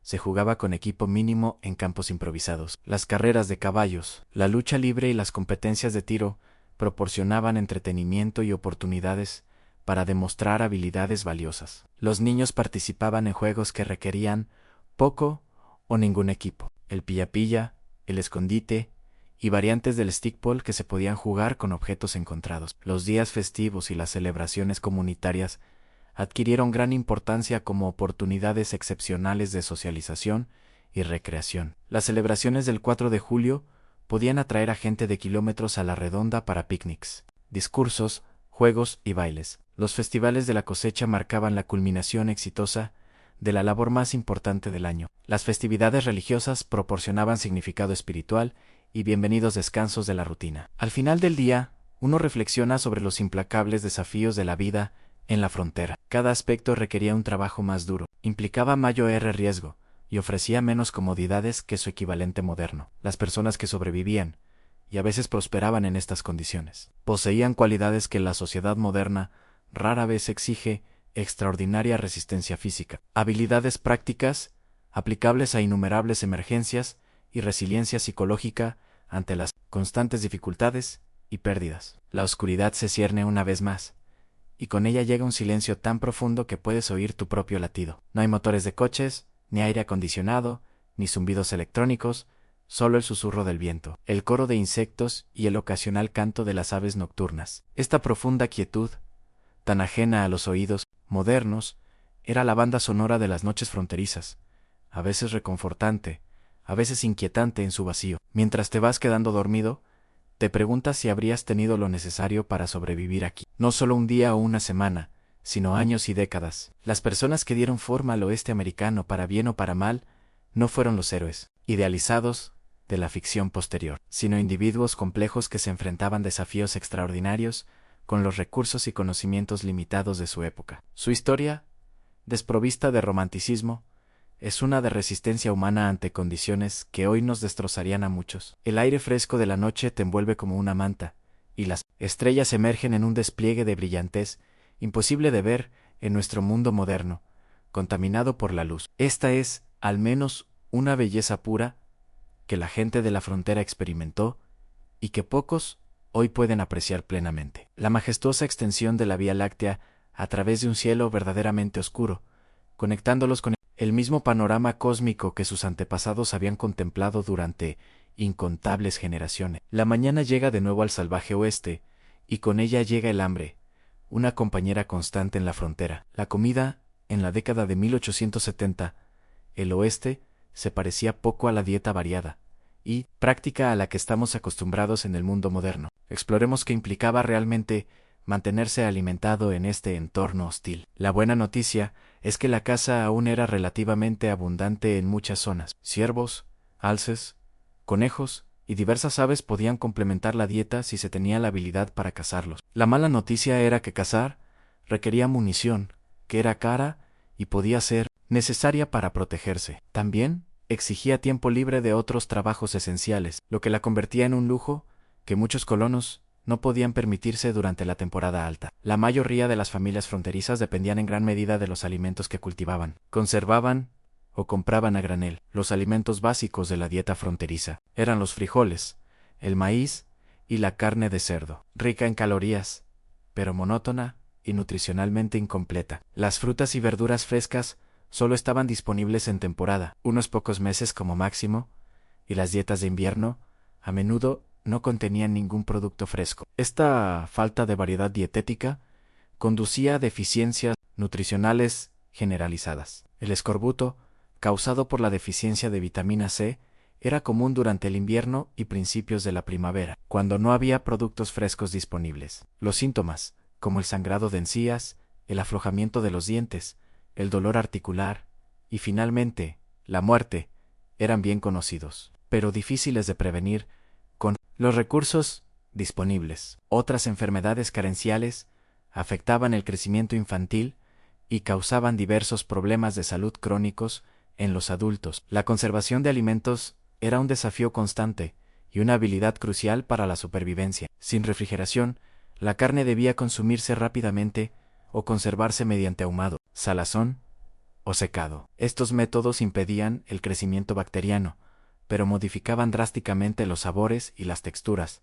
a la vez que reducían su valor nutricional. El alto contenido de sal en los alimentos en conserva contribuía a la hipertensión arterial y otros problemas de salud. Las mujeres dedicaban muchísimo tiempo a conservar los alimentos, cuando abundaban para su uso en épocas de escasez. Las verduras se encurtían en vinagre o se fermentaban, las frutas se secaban o se conservaban con azúcar, si era posible. Los tubérculos podían almacenarse en sótanos, espacios subterráneos que mantenían temperaturas frescas. Estas labores de conservación no eran actividades opcionales, sino una labor esencial de supervivencia, que podía determinar si una familia tendría comida durante el invierno. El almacenamiento de alimentos presentaba sus propios problemas. Los alimentos en conserva bien preparados podían durar meses o incluso años, pero las técnicas inadecuadas provocaban su deterioro y una intoxicación alimentaria potencialmente mortal. Además,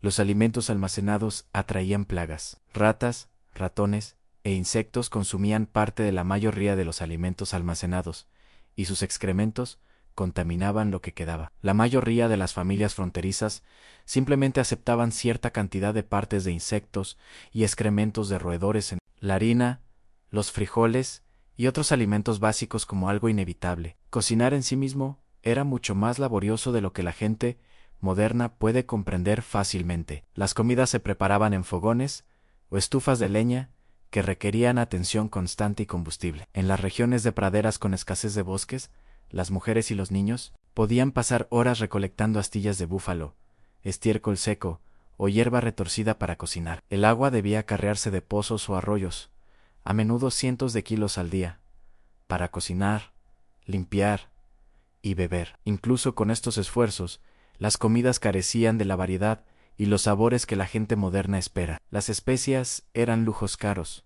usados con moderación o incluso nunca. El azúcar y el café eran artículos preciados, a menudo acumulados para ocasiones especiales. La leche fresca solo estaba disponible si una familia tenía una vaca, y solo durante una parte del año, cuando la vaca estaba en producción. La mayoría de los productos de la frontera, los niños crecían con dietas simples y repetitivas, que horrorizarían a los nutricionistas modernos. Curiosamente, a pesar de estas limitaciones, la obesidad era poco común en la frontera. La combinación de suministros limitados de alimentos, consumo mínimo de azúcar y trabajo físico constante mantenía a la mayoría de las personas delgadas. Sin embargo, esta delgadez no era necesariamente saludable. Muchos habitantes de la frontera sufrían de desnutrición, incluso con suficientes calorías para sostener su trabajo. Más allá de las necesidades básicas de supervivencia, como la alimentación, la vida en la frontera presentaba desafíos únicos para las familias que criaban hijos. Si hubieras nacido en el salvaje oeste, en lugar de simplemente visitarlo, tu infancia habría sido radicalmente diferente a las experiencias modernas. La infancia misma se concebía de forma diferente en el siglo XIX. Se esperaba que niños de tan solo 6 o 7 años contribuyeran con un trabajo significativo a la supervivencia familiar, no como tareas educativas, sino como contribuciones económicas esenciales. Los niños pequeños cuidaban del ganado, recogían huevos, recogían verduras, cuidaban de sus hermanos menores y ayudaban con innumerables otras tareas que liberaban a los adultos para trabajos más pesados. A los 10 o 12 años, la mayoría de los niños de la frontera trabajaban junto a los adultos casi al mismo nivel de su capacidad adulta. Los niños seguían a sus padres a los campos, graneros o talleres, aprendiendo habilidades mediante la participación directa en lugar de la instrucción formal. Las niñas trabajaban con sus madres, aprendiendo las complejas habilidades domésticas necesarias para las tareas del hogar en la frontera, no simples tareas domésticas, sino la producción de bienes esenciales como ropa, conservas, velas y jabón. Esta temprana adultez se extendía a otras áreas de la vida. Los niños no estaban protegidos de las duras realidades que los rodeaban. Presenciaban nacimientos, muertes, matanzas de animales y los conflictos, a veces violentos, de las comunidades fronterizas. Se esperaba que comprendieran y se adaptaran a estas realidades en lugar de ser protegidos de ellas. La educación, tal como la entendemos hoy en día, era limitada e irregular en la frontera. En los pueblos establecidos las escuelas podían funcionar durante algunos meses al año, generalmente durante el invierno, cuando el trabajo agrícola era mínimo. Un maestro, a menudo con escasa formación, podía ser responsable de estudiantes de entre 5 y 17 años, todos estudiando en una sola aula. Las condiciones físicas en estas escuelas eran difíciles. Los edificios estaban mal aislados, lo que provocaba temperaturas gélidas en invierno y un calor sofocante en los meses más cálidos. Los suministros eran mínimos, aunque quizás algunos libros de texto compartidos, pizarras para escribir que debían borrarse y reutilizarse constantemente, y una cantidad mínima de papel, considerado un recurso valioso. El castigo corporal era la medida disciplinaria habitual, con azotes o palizas por infracciones tan leves como susurrar o no memorizar el material asignado. En zonas más remotas, la educación formal podía no existir. En algunas familias impartían educación en casa utilizando cualquier libro disponible, pero muchos niños de la frontera solo recibían las habilidades más básicas de lectoescritura y cálculo. Si bien su educación se centraba en conocimientos prácticos como predecir el clima, rastrear animales, preparar la tierra para la siembra, tratar lesiones comunes y realizar las innumerables tareas esenciales para la supervivencia. La mortalidad infantil se mantuvo devastadoramente alta durante el período fronterizo. Aproximadamente 1 de cada 4 niños moría antes de llegar a la edad adulta.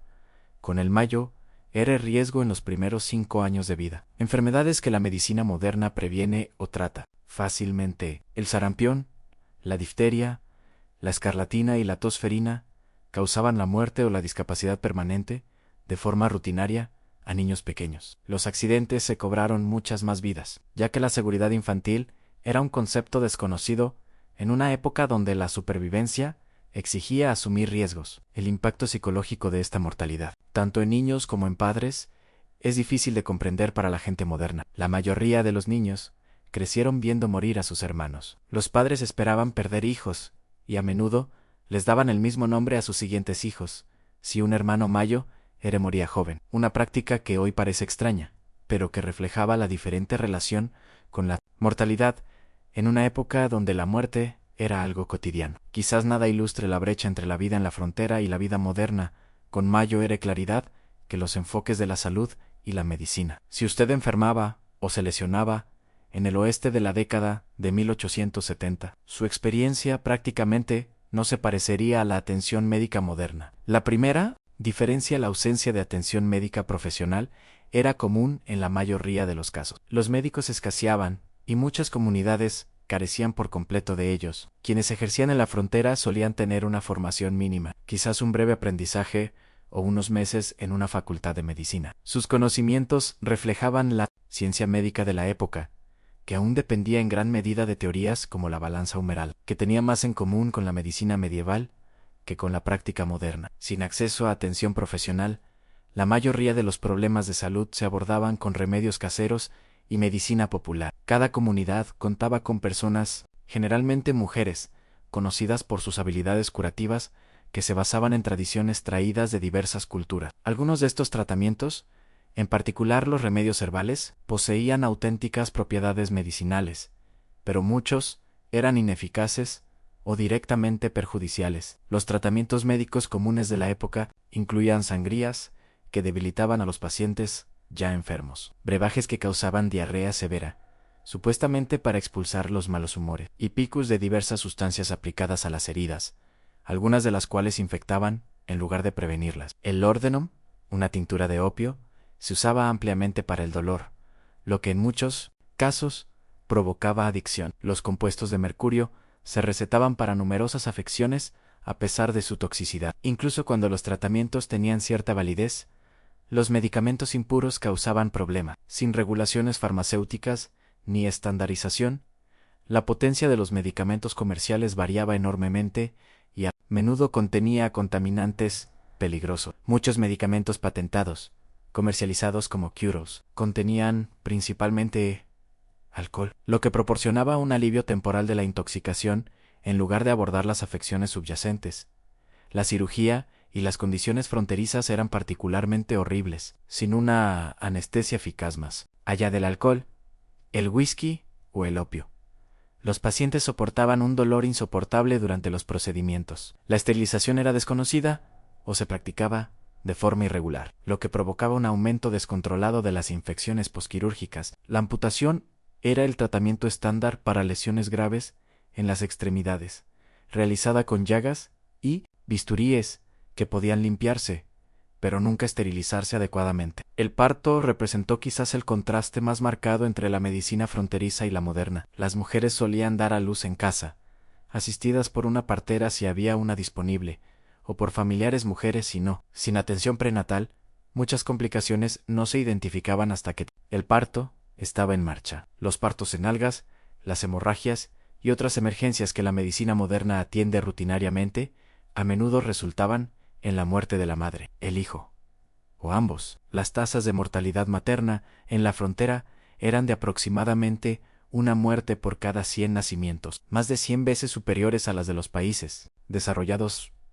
actuales. Muchas mujeres afrontaban cada embarazo sabiendo que podría ser su última experiencia en la vida. Los diarios y cartas de hombres de la época mencionan con frecuencia la desgarradora realidad de criar hijos en solitario, tras perder a sus esposas en el parto. El impacto combinado de una nutrición inadecuada, el esfuerzo físico constante, la escasa atención preventiva y las opciones de tratamiento primitivas provocó que las poblaciones fronterizas experimentaran resultados de salud más similares a los de los países en desarrollo actuales que a los de Estados Unidos. La esperanza de vida al nacer era inferior a los 40 años, y quienes sobrevivían a la infancia probablemente sufrirían problemas de salud crónicos al llegar a los 50 años si vivían tanto. Más allá de estas dificultades materiales, la vida en la frontera imponía una forma de aislamiento y desconexión que la gente moderna, acostumbrada a la comunicación global instantánea, encontraría casi insoportable. Este aislamiento moldeó la psicología y la cultura fronterizas de manera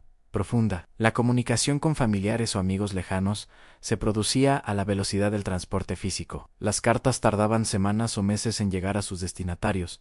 Si es que llegaban, las noticias circulaban de forma lenta e insegura, a menudo distorsionadas por las repeticiones. Los acontecimientos importantes podían no conocerse en zonas remotas hasta meses después de que ocurrieran. Este vacío de información contribuía a una visión del mundo muy localizada, donde los acontecimientos distantes parecían abstractos e irrelevantes en comparación con las preocupaciones inmediatas de la comunidad. El aislamiento era particularmente difícil para quienes estaban acostumbrados a entornos más estables. Las mujeres que habían crecido con estrechas amistades femeninas y redes familiares a menudo se quedaban solas durante días o semanas mientras sus maridos viajaban en busca de provisiones o trabajo. Sus diarios mencionan con frecuencia la abrumadora soledad y la tensión psicológica de no tener conversaciones adultas durante largos periodos. Este aislamiento a veces conducía a lo que los relatos contemporáneos denominaban locura de la pradera, depresión severa,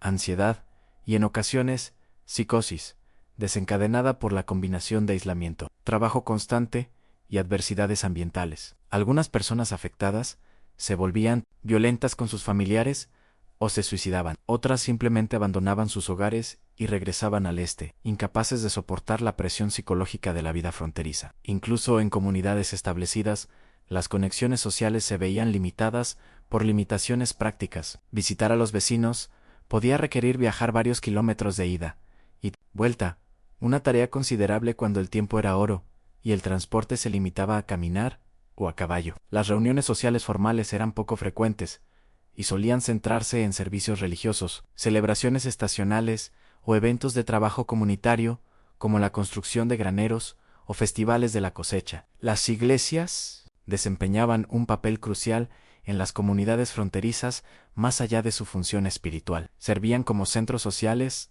educativos y sociedades de ayuda mutua, incluso aquellos con convicciones religiosas limitadas. Participaban a menudo en las actividades de la iglesia por la conexión comunitaria que proporcionaban líderes religiosos, Ministros, sacerdotes o predicadores laicos asumían con frecuencia roles que iban mucho más allá de la orientación religiosa, sirviendo como maestros, mediadores de disputas y organizadores comunitarios. El establecimiento de instituciones comunitarias marcó hitos importantes en el desarrollo de la frontera. La construcción de una escuela, una iglesia o un salón de reuniones representaba un compromiso con el asentamiento permanente en lugar de la explotación temporal. Estas instituciones ayudaron a transformar campamentos mineros o puestos comerciales en pueblos con identidades colectivas y un futuro compartido. La creación de gobiernos locales, por rudimentarios que fueran a menudo, marcó de forma similar la transición del caos fronterizo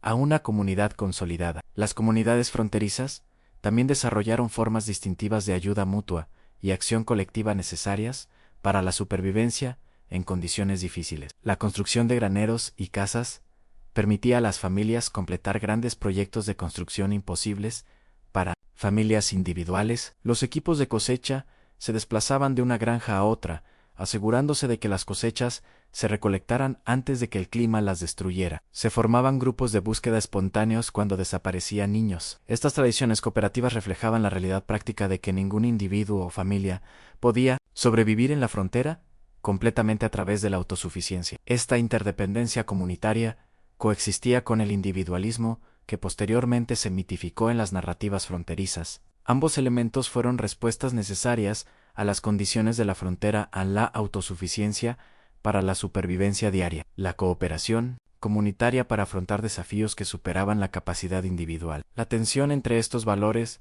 moldeó la cultura fronteriza y continuó influyendo en las actitudes estadounidenses hacia el gobierno, la comunidad y la responsabilidad individual. Al concluir otro día en el salvaje oeste, uno se encuentra reflexionando sobre la resiliencia mental y emocional necesaria para soportar tales condiciones año tras año. Quienes poblaron la frontera estadounidense no eran sobrehumanos. Sufrieron, lucharon y en ocasiones se derrumbaron bajo la implacable presión de su entorno. Pero muchos se adaptaron y perseveraron, desarrollando habilidades y perspectivas que les permitieron encontrar significado e incluso alegría en medio de las dificultades. La oscuridad vuelve a asolarte, trayendo consigo el profundo silencio de la noche preindustrial. Las experiencias del día te han permitido vislumbrar un mundo a la vez familiar y completamente ajeno. Un mundo donde la supervivencia requería vigilancia constante, donde la comodidad era escasa y el lujo casi inexistente, donde la muerte era una compañera cotidiana,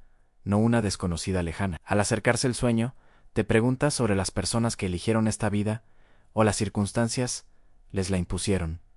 ¿Qué los impulsó hacia el oeste? ¿Qué los sostuvo durante ventiscas, sequías, enfermedades y pérdidas? ¿Qué pensarían del mundo que sus luchas ayudaron a crear? Un mundo de abundancia y seguridad más allá de lo que pudieran imaginar, construido sobre cimientos que ellos mismos establecieron. Trabajo agotador e innumerables sacrificios. Las preguntas te acompañan a sueños llenos de praderas interminables, montañas imponentes y los rostros de quienes dominaron el salvaje oeste. No a través de románticos tiroteos, sino a través del heroísmo silencioso de la persistencia diaria contra adversidades abrumadoras. Su historia, despojada del glamour hollywoodense y la mitología de la frontera, se erige como testimonio de la adaptabilidad humana y la extraordinaria valentía de la gente común que enfrenta desafíos extraordinarios. Amanece, en lo que será tu último día en el salvaje oeste, mientras la luz dorada se extiende por el paisaje. Te tomas un momento para apreciar la belleza natural que atrajo a tantos hacia el oeste. A pesar de los peligros y las dificultades, la frontera era un lugar de impresionante grandeza natural. Vastas praderas ondulando como océanos, montañas que rasgaban el cielo, cañones que se hundían en las profundidades de la tierra. Esta belleza, al menos, no fue una invención de Hollywood, pero incluso, esta relación con el mundo natural difería profundamente de las perspectivas ambientales modernas. La mentalidad de la frontera veía la naturaleza principalmente como un recurso para ser conquistado y explotado, en lugar de preservado o protegido. Se talaba madera sin consideración por la regeneración. En muchas regiones, la caza animal fue llevada al borde de la extinción. Se desviaron, contaminaron o destruyeron arroyos para operaciones mineras sin considerar las consecuencias posteriores. La casi extinción del bisonte americano, B. búfalo, es quizás el Ejemplo más claro de este enfoque explotador. En el siglo XVIII, se estima que 3.060 millones de bisontes vagaban por Norteamérica. Para 1884, quedaban menos de 1.000.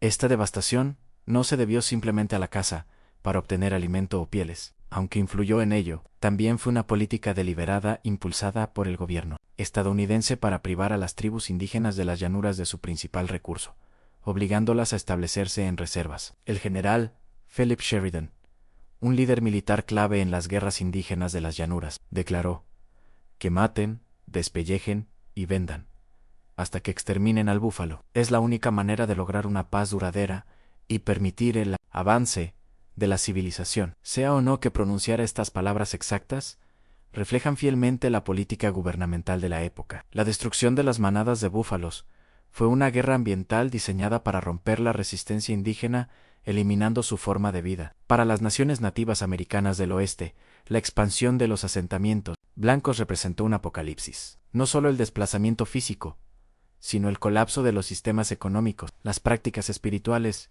y las identidades culturales vinculadas a paisajes y recursos específicos. Si bien las interacciones tempranas a veces implicaban comercio y cooperación, para la década de 1870, la mayoría de los grupos indígenas se enfrentaban a duras decisiones, a confinamiento en reservas, resistencia continua contra adversidades abrumadoras o asimilación cultural. El sistema de reservas en sí mismo representaba una forma de genocidio cultural. Los niños nativos eran separados a la fuerza de sus familias y enviados a internados diseñados para matar al indígena y salvar al hombre. Como dijo el capitán Richard Thatchen Pratt, el fundador de la Escuela Industrial Indígena Carile, declaró infamemente: a estos niños se les cortaba el pelo, se les prohibía hablar sus idiomas, practicar sus religiones o mantener sus identidades culturales. El trauma intergeneracional de estas políticas continúa afectando a las comunidades nativas en la actualidad. La resistencia armada contra la expansión estadounidense casi invariablemente terminaba en derrota. Aunque algunos grupos mantuvieron la independencia durante más tiempo que otros, la batalla de Little Bighorn en 1876, donde las fuerzas combinadas de Lakota, Cheyenne del Norte y Arapyo derrotaron a la séptima caballería del coronel Lieutenant George Armstrong Custer, representó una de las últimas grandes victorias indígenas. Las campañas militares posteriores contra estas tribus se caracterizaron por una brutalidad creciente, incluyendo ataques a aldeas y el asesinato de mujeres y niños. La tragedia de este choque cultural se agravó por el hecho de que muchas naciones nativas contaban con sistemas agrícolas sofisticados, estructuras de gobierno complejas y ricas tradiciones culturales que podrían haber ofrecido valiosos conocimientos a los colonos europeos. Los diferentes enfoques sobre el uso y la propiedad de la tierra crearon malentendidos fundamentales. Muchos grupos nativos no se podía concebir la posesión de tierras, como tampoco se podía poseer el aire o las estrellas, lo que hizo que las negociaciones de tratados territoriales fueran fundamentalmente problemáticas desde el principio. Estos conflictos culturales se extendían más allá de las relaciones entre los nativos blancos. El oeste era extraordinariamente diverso, con comunidades de todo el mundo que aportaban diferentes idiomas, religiones, costumbres y enfoques a la vida fronteriza. Esta diversidad era a la vez una fortaleza que introducía diversas habilidades y perspectivas, y una fuente de tensión en comunidades que luchaban con recursos escasos e infraestructura limitada. Los inmigrantes chinos, que desempeñaron un papel crucial en la construcción del ferrocarril transcontinental y el desarrollo de las operaciones mineras, sufrieron una discriminación particularmente severa. La Ley de Exclusión China de 1882, la primera ley estadounidense importante que restringía la inmigración por motivos de nacionalidad, surgió del sentimiento antichino que se había arraigado durante décadas en los territorios occidentales. Los mineros chinos eran frecuentemente expulsados de sus explotaciones productivas mediante la violencia o la aplicación injusta de impuestos a los mineros extranjeros. Las comunidades chinas en los pueblos fronterizos a menudo se enfrentaban a disturbios y expulsiones masivas cuando las condiciones económicas se deterioraban. Los mexicanos, muchos de los cuales se habían nacionalizado estadounidenses mediante la adquisición territorial en lugar de la inmigración, sufrieron de forma similar discriminación y desplazamiento. A pesar de las garantías de los tratados que protegían los derechos de propiedad tras la guerra entre México y Estados Unidos, muchos terratenientes mexicanos vieron cómo sus propiedades eran confiscadas mediante manipulación legal, intimidación o fraude descarado. Los sistemas de derechos de agua de origen español, que habían funcionado eficazmente durante generaciones, fueron reemplazados por enfoques del derecho consuetudinario inglés, menos adecuados para entornos áridos. Incluso, los inmigrantes europeos descubrieron que las identidades nacionales y religiosas seguían siendo importantes en la frontera. Católicos irlandeses, luteranos alemanes, protestantes escandinavos, judíos de Europa del Este.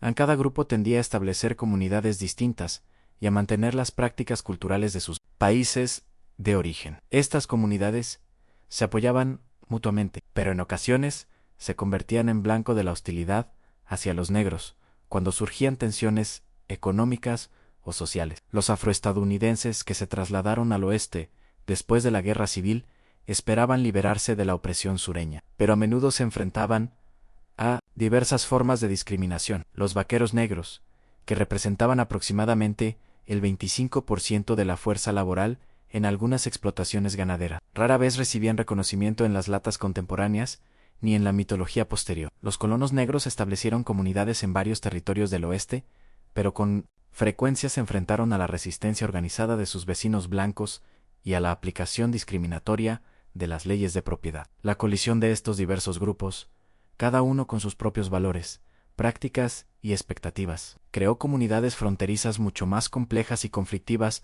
de lo que sugerirían las representaciones románticas. Posteriores, la metáfora del crisol de culturas, popularizada en la mitología estadounidense, posterior, ocultó tanto la persistente singularidad cultural de los diversos grupos como los desequilibrios de poder que determinaban qué culturas se preservarían y cuáles serían suprimidas. A medida que avanza el día, uno se encuentra en un pueblo fronterizo en rápida transformación, una transición que se produjo en el oeste durante las décadas de 1870 y 1880.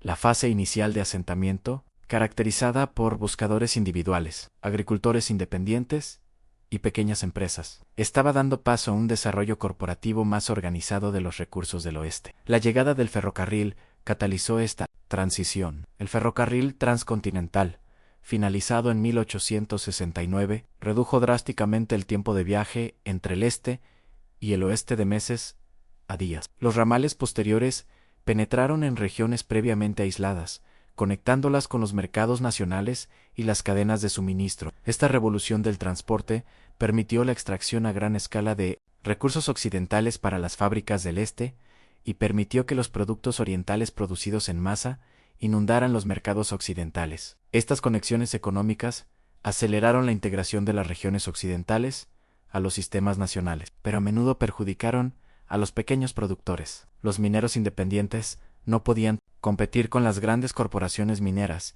que aportaban métodos industriales e inversión de capital. Las explotaciones familiares se enfrentaron a las empresas agrícolas, operando en vastas extensiones de tierra. Los pequeños ganaderos se vieron oprimidos por compañías ganaderas con respaldo inversor y conexiones políticas. Los intereses corporativos dominaron cada vez más las estructuras políticas y económicas. Compañías ferroviarias, conglomerados mineros, intereses madereros y grandes terratenientes ejercieron una enorme influencia sobre los gobiernos territoriales y los primeros gobiernos estatales. Los derechos de agua, las concesiones mineras, el acceso al pastoreo y las concesiones madereras se asignaron mediante procesos que, por lo general, favorecían a quienes ostentaban poder financiero y político, en lugar de a los pequeños operadores o los intereses comunitarios. Esta transición de la frontera a la región integrada no fue simplemente económica, sino también cultural. El tosco campamento minero,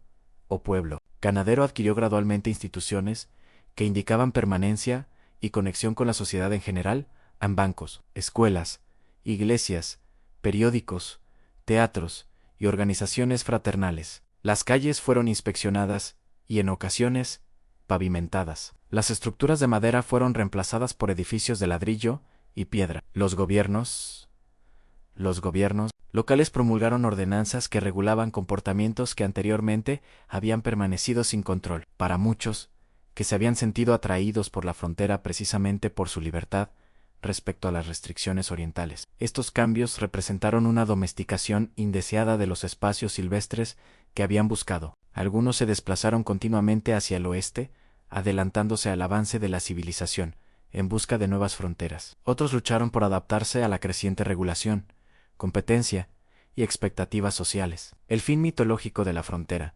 declarado en el censo de 1890, representó verdaderos desafíos psicológicos y culturales para aquellos cuyas identidades estaban ligadas a las condiciones fronterizas. Parte de esta transformación implicó la dominación o, al menos, la gestión de la violencia fronteriza. Los icónicos pistoleros y forajidos que luego dominarían la mitología occidental operaron en una ventana histórica específica, cuando la aplicación formal de la ley se estaba consolidando contra los sistemas preexistentes de violencia personal y comunitaria. Para las décadas de 1880 y 1890, las fuerzas policiales profesionales y los sistemas judiciales habían reemplazado a la justicia por mano propia en la mayoría de las comunidades establecidas, aunque las áreas remotas aún presenciaban estallidos ocasionales de resolución de conflictos al estilo fronterizo. Las figuras legendarias que cautivaron la imaginación del público, Wild Bill Hickok, Wyatt Earp, Billy the Kid, Jesse James, operaron en este periodo de transición, a menudo yendo y viniendo entre actividades legales e ilegales, a medida que cambiaban las circunstancias. Su posterior mitificación oscureció la compleja y a menudo moralmente ambigua realidad de sus vidas. Hickok, lejos de ser el tirador perfecto de la leyenda, disparó a transeúntes en al menos 2 tiroteos. Earp trabajó como agente de la ley, jugador, dueño de un burdel y justiciero a lo largo de su carrera. La imagen de Robin Hood asociada a Jesse James ignoró su pasado como guerrera confederada y a las víctimas inocentes de sus robos. Al acercarse la tarde de tu último día en el salvaje oeste, te encuentras contemplando la brecha entre la realidad fronteriza y la mitología que posteriormente surgiría de ella. ¿Por qué los estadounidenses, y con el tiempo el mundo, se fascinaron tanto con una versión romántica de este periodo brutal? ¿Qué necesidades satisfacían estos mitos y qué verdades oscurecían? Parte de la respuesta reside en el tiempo. El periodo más intenso de creación de la mitología fronteriza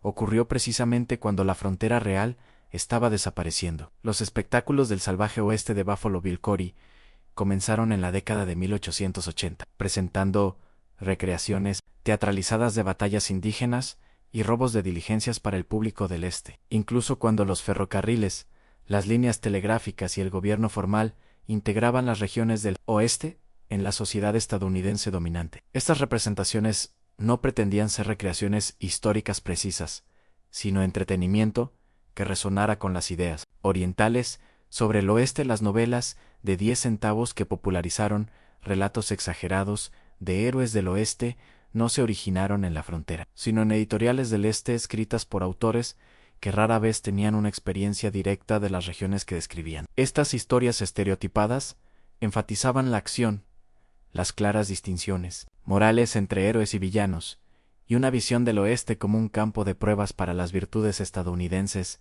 de autosuficiencia, coraje e individualismo. Posteriormente, los westerns de Hollywood refinaron y amplificaron aún más estas mitológicas elementos que crearon imágenes icónicas de vaqueros solitarios, sheriffs heroicos, forajidos cobardes y indios salvajes que guardaban poca semejanza con la realidad histórica. Estas películas cumplían funciones psicológicas y culturales más allá del entretenimiento. Ofrecían narrativas tranquilizadoras sobre la identidad estadounidense durante periodos de rápidos cambios sociales y desafíos internacionales. La mitología sugería que el carácter estadounidense se había forjado en condiciones fronterizas, produciendo cualidades excepcionales que distinguían a la nación de sociedades más antiguas. Implicaba que la expansión estadounidense por el continente no solo había sido inevitable, sino moralmente justificada. Un triunfo de la civilización sobre la naturaleza salvaje y del progreso sobre las culturas primitivas. Presentaba marcos morales simplificados,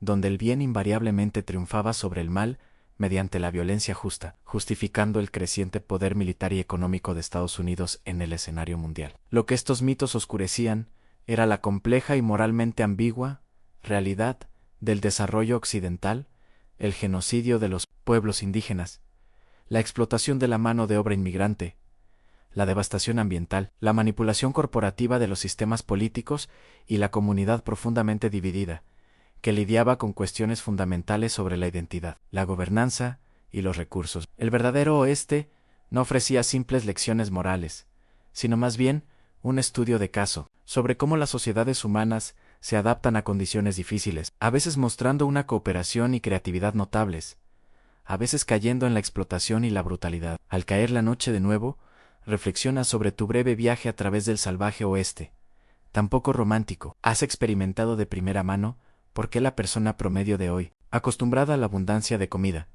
atención médica, seguridad física e innumerables comodidades desconocidas para los habitantes de la frontera, probablemente no sobreviviría ni un solo día en las condiciones reales de la frontera de la década de 1870, las habilidades, el conocimiento, la condición física y la resiliencia psicológica necesarios para la supervivencia en la frontera representan una forma de vida tan alejada de la experiencia moderna que resulta casi inimaginable.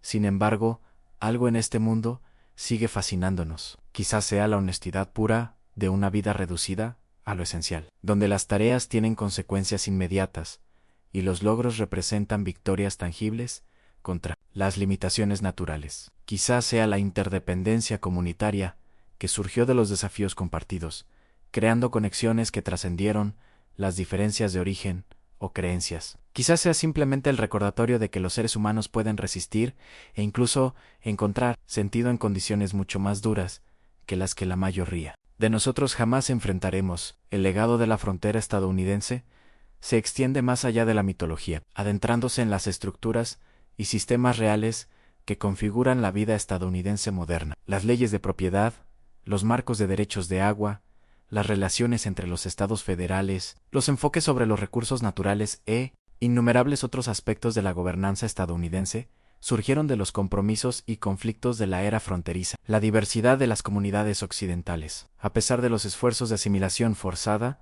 contribuyó a la realidad multicultural de la América moderna. Incluso las continuas tensiones entre los derechos individuales y el bienestar colectivo, el control local y las normas nacionales, la explotación y la conservación, tienen sus raíces en los debates de la era fronteriza. Para los pueblos indígenas, la era fronteriza no representa un capítulo glorioso en la expansión nacional, sino la devastación de antiguas formas de vida y el comienzo de una larga lucha por la supervivencia cultural y la soberanía que continúa hasta nuestros días. Su perspectiva nos recuerda que la simple narrativa triunfalista de la colonización occidental ignora las complejas civilizaciones que ya existían y el incalculable conocimiento perdido a través de su disrupción. La comprensión más precisa de la frontera requiere tener múltiples perspectivas simultáneamente, reconociendo tanto la valentía de quienes construyeron nuevas comunidades en condiciones difíciles como la devastación que sufrieron los desplazados por esta expansión. Mientras te duermes en tu última noche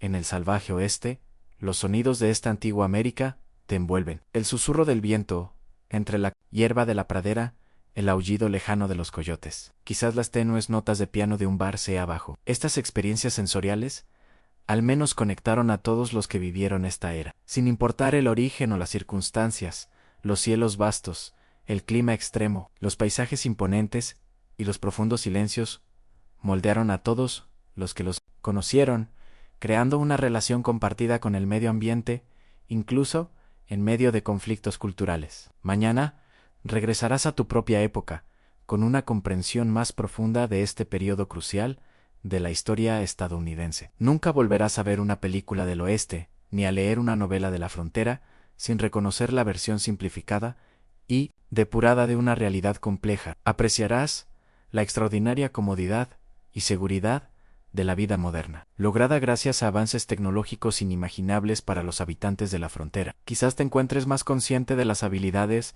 y el conocimiento perdidos en la transición a nuestra sociedad especializada y dependiente de la tecnología. La autosuficiencia práctica que permitió a los habitantes de la frontera construir, reparar, cultivar, preservar y crear lo que necesitaban con un mínimo apoyo externo. Y lo más importante, comprenderás que la verdadera historia del oeste americano no se encuentra en tiroteos ni en búsquedas de oro, sino en las luchas diarias de la gente común, hombres, mujeres y niños de diversos orígenes, que enfrentaron desafíos extraordinarios con los recursos limitados a su disposición. Su historia, sin adornos hollywoodenses, contiene suficiente coraje genuino, tragedia, innovación, conflicto, cooperación, crueldad y bondad, como para llenar innumerables historias. Su legado perdura en las comunidades que fundaron, los cambios ambientales que iniciaron, los patrones culturales que crearon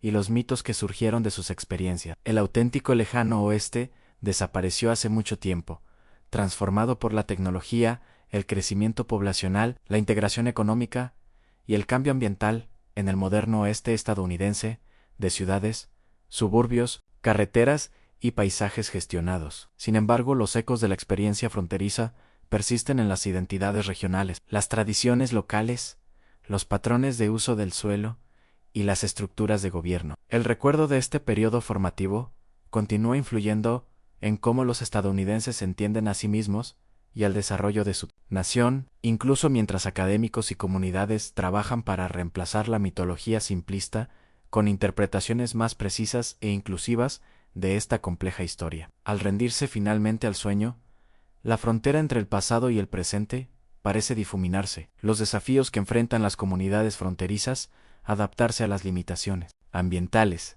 gestionar los recursos escasos, construir comunidades funcionales entre poblaciones diversas, equilibrar la libertad individual con las necesidades colectivas, siguen siendo relevantes hoy en día bajo nuevas formas. Quizás el Mayo era el legado de la experiencia fronteriza, no sea un conjunto de respuestas, sino una colección de preguntas sobre la adaptación humana, la formación de comunidades y la relación entre las personas y el mundo natural. Preguntas que cada generación debe responder a medida que las circunstancias cambian. Las estrellas brillan con fuerza en el cielo. Las mismas estrellas que guiaron a los viajeros por la pradera ayudaron a los agricultores a planificar sus siembras y brindaron consuelo a los inmigrantes nostálgicos, lejos de paisajes familiares, en este momento de conexión a través del tiempo. Se siente una fugaz afinidad con quienes contemplaron estas mismas constelaciones hace un siglo y medio, preguntándose qué traería el mañana en un mundo donde la supervivencia nunca estaba garantizada, pero donde la vida, en toda su crudeza y belleza, se experimentaba con una intensidad pocas veces igualada en nuestra era más cómoda. El sueño llega por fin, y con él, los sueños de un oeste, a la vez duro y magnífico. Un lugar donde la vulnerabilidad y la resiliencia humanas se manifestaban en igual medida, donde pueblos diversos colisionaban y a veces cooperaban de maneras que moldearían una nación, y donde la lucha diaria por la existencia contenía momentos de conexión trascendental con paisajes de imponente grandeza. El verdadero salvaje oeste, despojado de la ilusión romántica, ofrece una ventana a la experiencia humana en sus facetas más elementales, desafiantes, aterradoras y en ocasiones sublime.